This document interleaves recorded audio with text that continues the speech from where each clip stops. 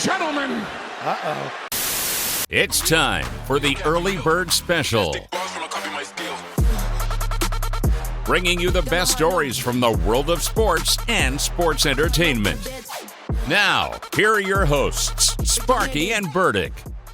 And welcome back to the Early Bird Special. I'm Chris Burdick, Sparky with me as always. And it's time for another fantastic comedian to join us on the show. Talk a little football this week. Sparky, who do we got? We got Marcos Alvarez. I believe I think I didn't fuck up his name too bad. Another buddy of, we've had a couple local comedians on in the past couple months, and we're going to keep them rolling.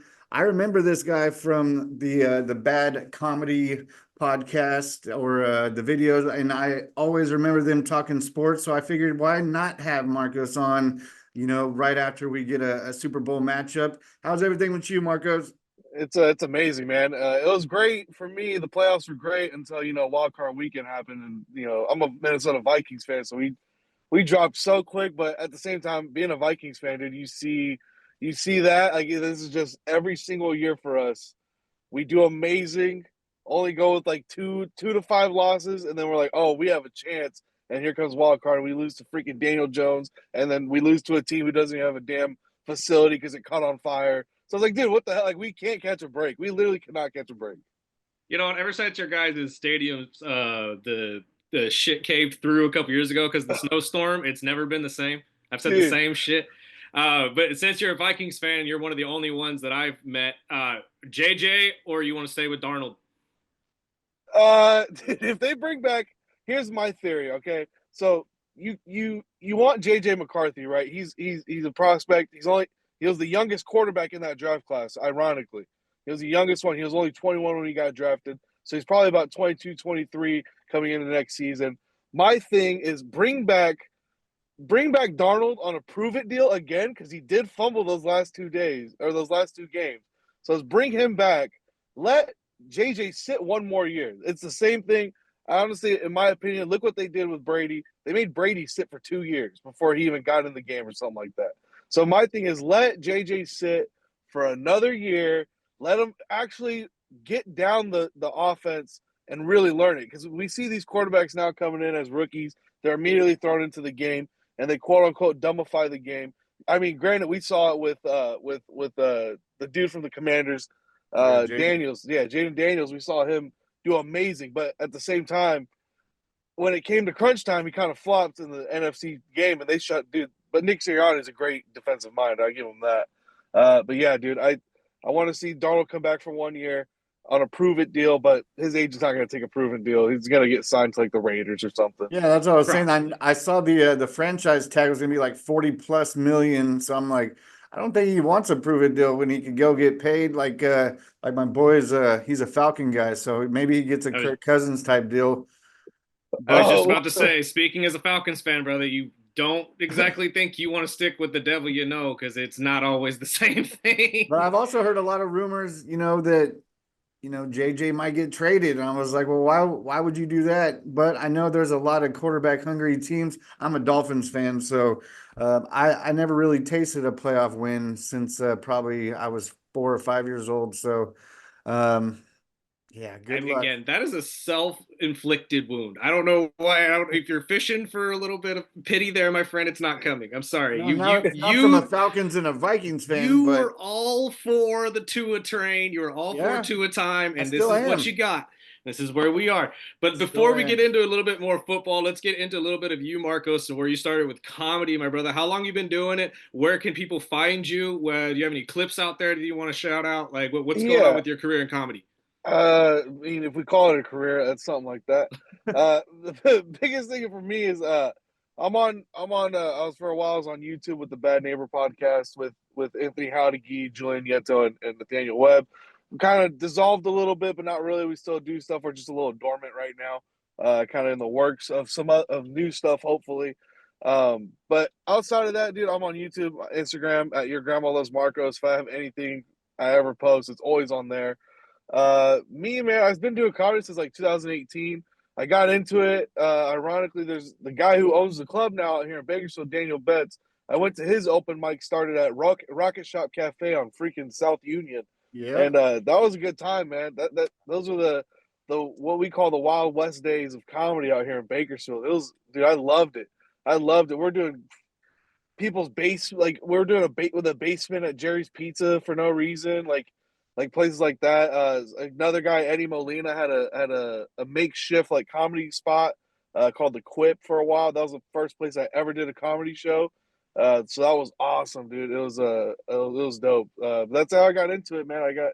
I just looked up places in Bakersfield do open mics because I lived in California City, so it was about like an hour 20 away from any real open mics that were just strictly comedy driven.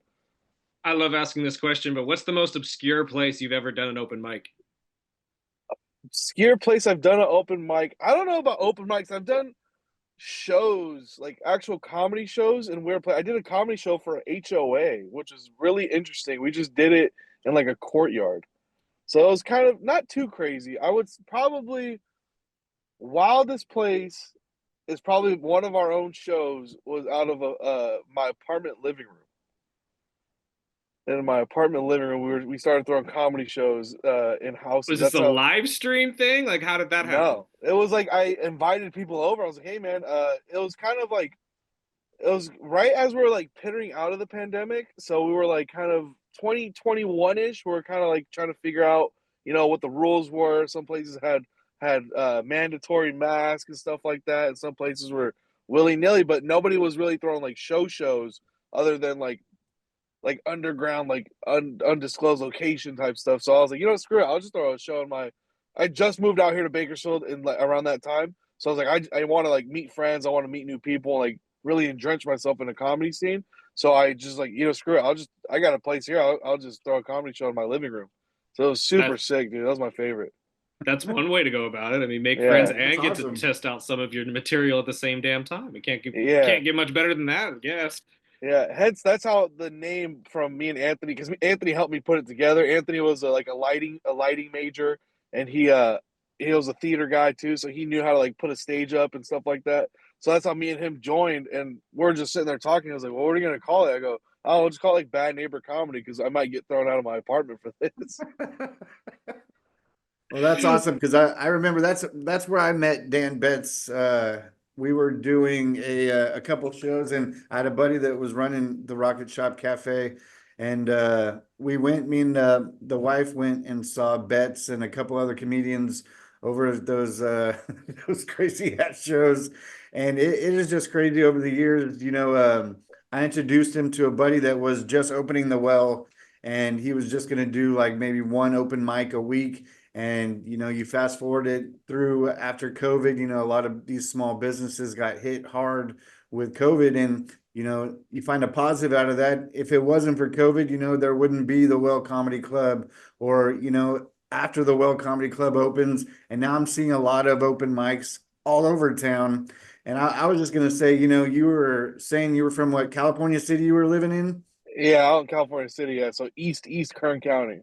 So, what do you see? I mean, for a 4 or 5 year difference, the difference from comedy at that time, and how the comedy scene has kind of expanded here in Kern County just in the last couple of years.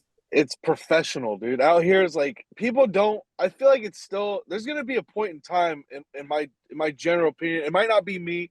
It might be somebody else who really pops off as a comic from Bakersfield. But there's gonna be guys who are just going to be leaking into other scenes like Los Angeles, Texas, or New York, who are going to be like, "Oh yeah, I originated from Bakersfield," because we here have such a the only open mics that are comedy driven in town are at the Well Comedy Club on Tuesday, Wednesday, and Thursday.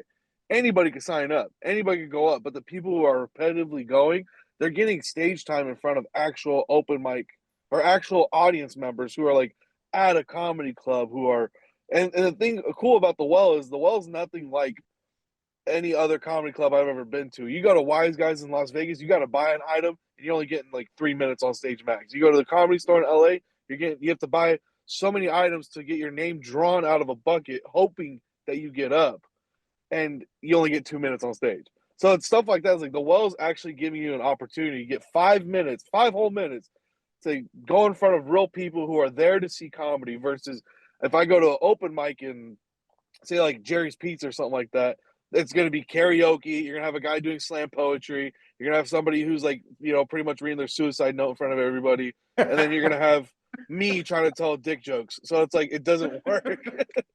Well, that was, we talked to Anthony that does the pregame show on Thursdays. He was a guest on our show a couple months ago, and he is a funny fucker too. And we have Tyson coming on next week. He'll be our final push for the Super Bowl.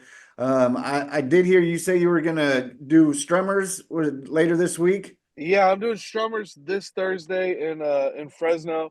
So that's gonna be a lot of fun. Strummers, for those who don't know, Strummers is like a Fresno's like staple for like a punk rock bar. Mm-hmm. So that's gonna be a lot of fun. I'm doing their quote unquote their farewell or passing the torch comedy show there. So that's gonna be fun. The guys are taking a break from that place for a while.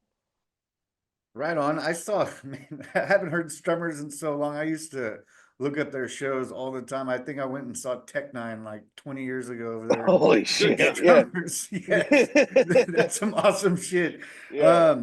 I know. You know, Strummers is doing good when they have Marcos Alvarez headlining on a Thursday. Right? Killing it. Hey, that's a pull, man. Come on now. Give yourself a little bit of credit here. Right? But anything outside of that you got coming up here? Anything local maybe at the Well? Yeah, I got the Well next this February 7th and 8th. I'll be there Super Bowl weekend. So if you guys are, wanting a pregame for Super Bowl weekend, come see me February 7th and 8th on the Kenan Thompson Presents shows at the Well, which is going to be a lot of fun. It's 4 shows. We got 2 early ones, I believe, are like 6:30 and 2 late ones at 9:30. If you want to see the good one, I'm going to tell everybody, you got to come to the late one. That's, for me, I'm a late night guy. I'm considered a late night comic. That's my stuff, dude. I love the crowd that's like they've been drinking all day, or like they just started drinking. They have last minute plans. They don't know what they're getting themselves into. So for me, I take the biggest swings on the late night shows. That's my favorite. Oh, yeah. The late nights are always the best ones. It's where the best comedy gets put out, in my personal opinion. So I have to agree with you 1,000%.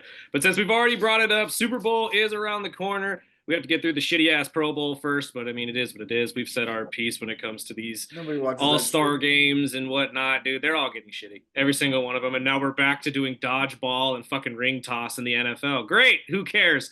But dude, moving into this actual Super Bowl where we get the Philadelphia Eagles and the damn Chiefs, once again, a repeat from a couple years ago. I guess, Sparky, I'll let you start first, but we already know where we're going to go with this one. But I'm just happy it's not the Bills. Oh, shut the fuck. I mean, come on, man. Anybody else but the Chiefs? Anyone really? Except the Bills. What is it? Actually, no, I'd have to argue with you because you'd say the same thing if it was the Patriots, too. Yeah, I already watched the Patriots for 10 years. I don't need to see the Bills. The Bills haven't even gotten to win one yet. But That's anywho. fine. Taylor Swift Bowl, essentially 2.0. So, real question, I guess, at the end of this is, if the Chiefs win, does Travis actually fucking propose and everybody gets to end this entire bullshit? Because that's the only way we're going to stop talking about this, is if she's actually his fucking wife. Yeah, because that'll just light up another fire and talk about, oh, is he cheating on her? Is he? And I would just let the Eagles win. Just let the Eagles win. I like the Eagles in this one. I was hoping it was going to be the Eagles and Ravens just because I'd like to see, Henry and Barkley. Plus, they won me a lot of money in fantasy football this year, so I was rooting for that since I didn't really have anything else to root for. I was hoping the Commanders just because, the Commanders or the Lions or somebody. But, you can't wish on that type of shit. But no, the Commanders fan base learned very quickly, you don't fuck with the Rocky statue. That is a bad omen. You do not. I mean, actually, that's a good point. We got a Vikings fan here in the stat. Yeah. He learned in 2017, you do not fuck with the Rocky statue. Dude, when I saw the Commanders do that, I was like, dude, you guys are idiots. Like, everybody who's ever done it, I forgot who started it. I think the Patriots fans started it when they went to the Super Bowl or something like that. Mm-hmm. But dude, ever since, they're 0-7 every time you do it. 0-7 every time you do it. I think this one was impressive. 8. I'm pretty sure this one marked 8. And they got absolutely fucking embarrassed in a game that was just embarrassing to watch if you're a Commanders fan, because every play was a late hit or something of that nature that was shooting themselves in the foot, even worse than when they started.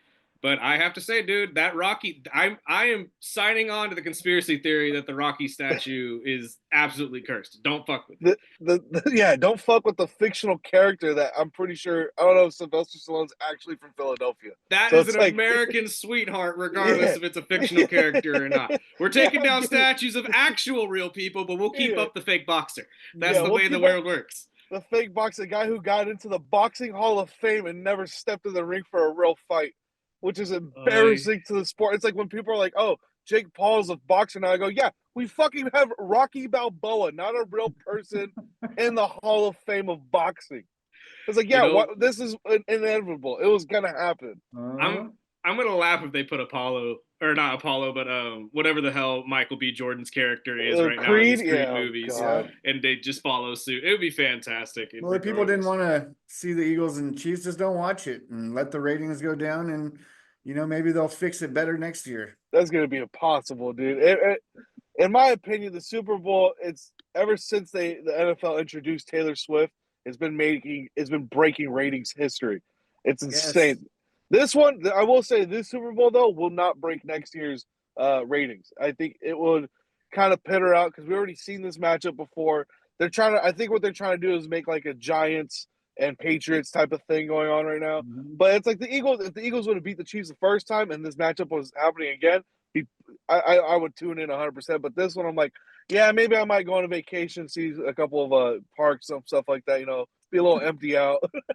Well, everybody claims they're not going to watch the Super Bowl, but at this point, the Super Bowl is a damn holiday in America. Everybody's going to sit down and watch it regardless. No matter if it's at your house or your buddy's house or something, you're going to have a couple brews, and you're going to sit there and complain that Patrick Mahomes sounds like Kermit the Frog, and they showed Taylor Swift entirely too much, and all of that, conscious bull crap, but it is what it is.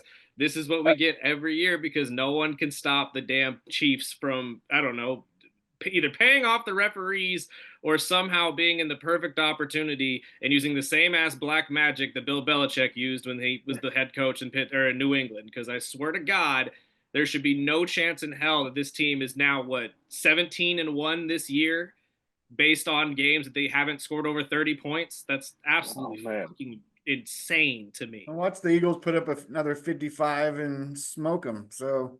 Dude, that's the hopes, I guess, for America at the moment is Let's that they just get fast forward through it and get to another horrible season for next year and get my ass back in the fantasy football. But I'm playing for the football squares, and obviously the commercials have been dog shit for the last few years.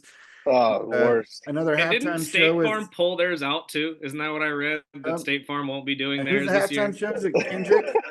Yo, Kendrick, I'm actually excited for Kendrick. Yes, Kendrick's actually going to be pretty damn good. Here's why I think what he's going to do. I don't know if you guys ever saw his little special thing he did for LA, where it was like Kendrick Lamar's LA show, where it was just all LA stuff. Mm-hmm. I think that was like a diet version of what he's going to do. Because Kendrick Lamar by himself, it's not a Super Bowl halftime show. Yeah. His music is not super. So he's like, I'm going to bring out all my buddies, all my friends, and just like that's going to be the show. So which is pretty smart. Everybody's going to go fucking nuts, though, when Not Like Us plays. And the only person in America that's going to be mad is going to be Drake sitting in his chair crying. A fucking Canadian. A Canadian's going to be upset. Exactly. Oh, good Lord. I honestly think, my opinion, I'm going to give my opinion here and my pick. I want to see the Chiefs do a three-peat. Because if I'm the only person ever doing it on Madden, that's embarrassing. They need to do it in real life already, okay? And I agree 1,000%, dude. At this point, establish somebody as a dynasty and just get it over with. Just be done with it. And the crazy thing is like I hate all the players on the Chiefs, but dude, I love Andy Reid. If people who hate Andy Reid, I'm like, how do you hate him? He's literally like America's father. He's such a nice guy, or appears to be a nice guy. And he was, dude, coming from me, I'm a bigger dude, so he's like an offensive lineman. I used to be an offensive lineman who's having this much success. He wasn't like an NFL star or nothing like that. It's amazing to me. On top of that, I just hate Nick Sirianni too. I can't stand the fucking guy. And he's playing against his old team that he coached. So I mean, I love Andy Reid, and these are the only commercials I can deal with is his great googly moogly commercials. And that one's good, but can we end the Fumble Rooski one, please? Because that's just cringe. Yeah. It is so bad. like in the best way, but it is so bad. But we appreciate it, Marcos. We'll put your Instagram. You said, what is it? Grandma loves. Yeah, my Instagram's at your grandma loves Marcos. Well, it'll all be in the podcast notes. Check out the Strummer Show if you're out in Fresno this Thursday, and of course we'll put the Well Comedy Club and the Kenan Present Show next Friday and Saturday with all the info in our podcast notes. We appreciate it, Marcos. We'll get you back on here shortly, and you guys have a good week and go Dolphins, baby. Good Lord. Just wait. The only laugh I get. I Ladies and gentlemen. I fucking get it.